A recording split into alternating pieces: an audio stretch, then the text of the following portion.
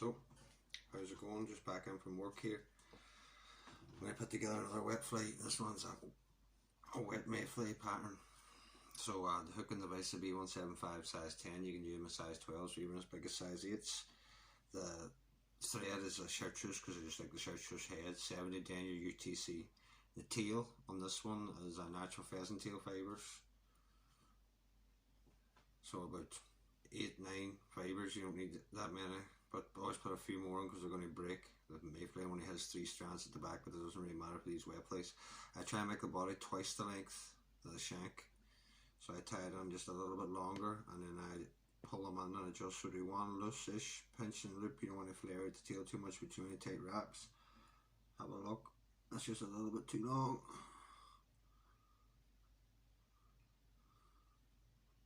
Still just a wee fraction too long. You can always just pull it on.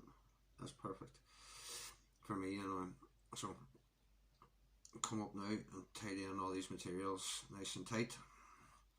Oh, as I say, it's not going to matter if they roll around there, but we'll try and keep it as tight as we can since we're making a video. And trim off your excess. It's handy if your vise rotates. So that's taking that up. Right now we're going to leave a bit of room here at the front because we've got quite a bit of work and materials to put on. So thick stem hackle is the French partridge, so I like to leave a wee bit of space. The rub in this fly is you can make it many different colours. I've done hot orange in the past with the same dress and it does well, but I'm just going to go fairly neutral in colour, no collar, just a neutral colour. So copper wire is what I'm going for, but you could use gold wire, as I say, hot orange, lime, hot green. Don't get too caught up with the rub. Just the general pattern of or colour of the pattern is more important, and size obviously where you're fishing it and all that there than a rub maybe would be. The body in this could be anything. I want to try and keep this a wee bit lighter than normal, so when I'm using chartreuse thread I would go for a olive. See, this would stuff slightly more on the lighter side. This is more of a medium olive. Twist your dubbing all on the same direction. You get it sort of kicked and started. Once it grips, slide it up, put 2 loose turns in, and then you can really start tightening once it's got a catch-in point where a few turns on. As you go, if you need it to be thicker, thinner, looser, you can add more, take it off or whatever, but I'm just going to tighten up the wrap there a wee bit. I have to go back. The same way it all loosened there, just go back to a point where it's caught in nice and just put in a few extra turns of on the seals for, and it should catch in nice. So try my best to leave a good wee bit of space up here for the hackles that are coming on afterwards. I hope this turns out nice and clear now. The hackle I'm going to put on for the palmer body is a grizzled dyed olive, medium olive, tied in at the base. So I tie all my palmers in at the base.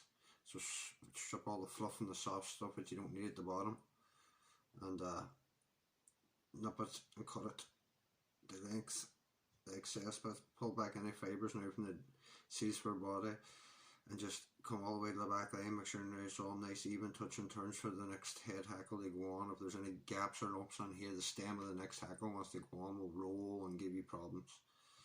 It'll slip into the little gaps, so try and make it touch and turns as best you can. So the next thing to go down now is the palmer grizzle hackle. How many turns is up to you, and the length of the hackle is entirely up to you, but I like a fairly long one, the mayfly, and a good few turns. So I'll go 3 because I'm not putting a collar hackle on this fly.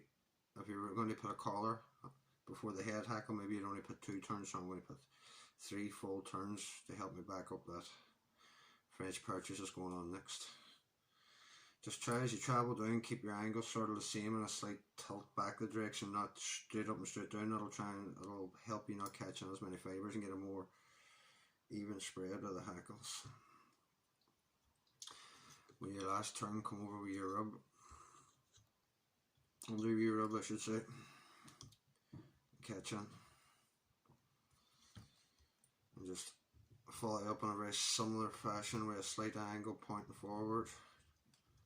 there's any catching, and you can wiggle it through, especially that front bit wrapped around the 3 hackles. I want to wiggle it through because it could be pretty dense there. Now just as I come up on that last turn, I want to pull all the fibres back out of the way, bring the rib up to 12 o'clock, pull the tying thread tight against it, and keep it at the 1 o'clock, 2 o'clock position as I straighten out the wire and make it parallel to the shank. This will just make a nice even base, no lump on it for when I tie on the next hackle.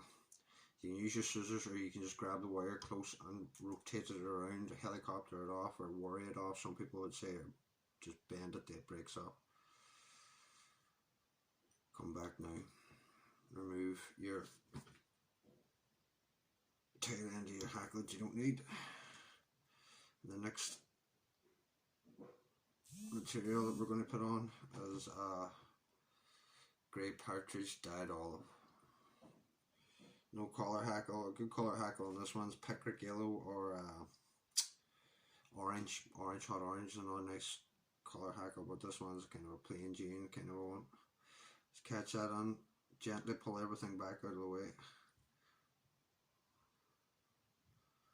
And nice touch and turns and tidy up this whole area now. And come right back. Get that out of your way.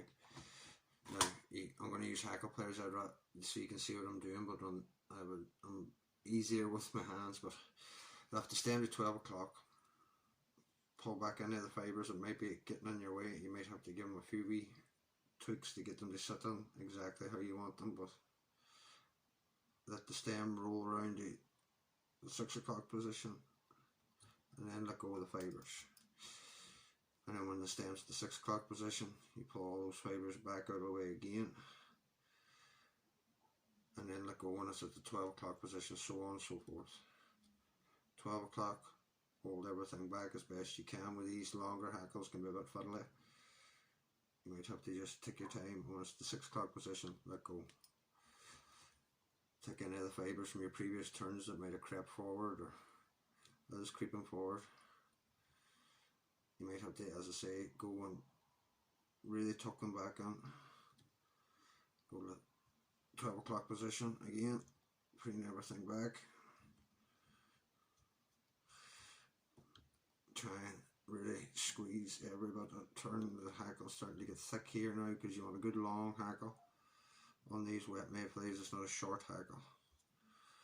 It's a good length of a hackle, at least to the back of the body, maybe even a wee bit under the tail. Some guys like it to be halfway under the tail, but that's nice there. So on the last turn, try to stem at 12 o'clock, tight tying thread at 1, 2 o'clock.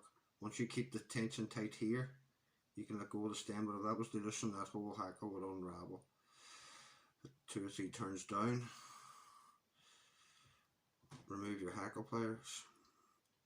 This one's thin enough at that point where I can bend everything back. Now I come back to the back of the eye and concentrate and just get nice turns over the stem of that hackle. That'll make it just that little bit stronger. Now what we need is our scissors, if I can find them, and remove that hackle. You can leave it to your finish too, but I just want to tidy it up because that is pretty thick. Now you get your rope finish tool, throw on a few rope finish turns on there. That's a wet mayfly olive with a chartreuse hot head, a few coats of varnish, and that's a good pattern wherever you would want to fish it. Here in Ireland or anywhere where there's trout and there's mayfly and you want to fish a wet fly pattern, that does very, very well. The colours aren't coming out great there on the camera. Maybe I could have took a better coloured shirt there maybe, but I hope you like it.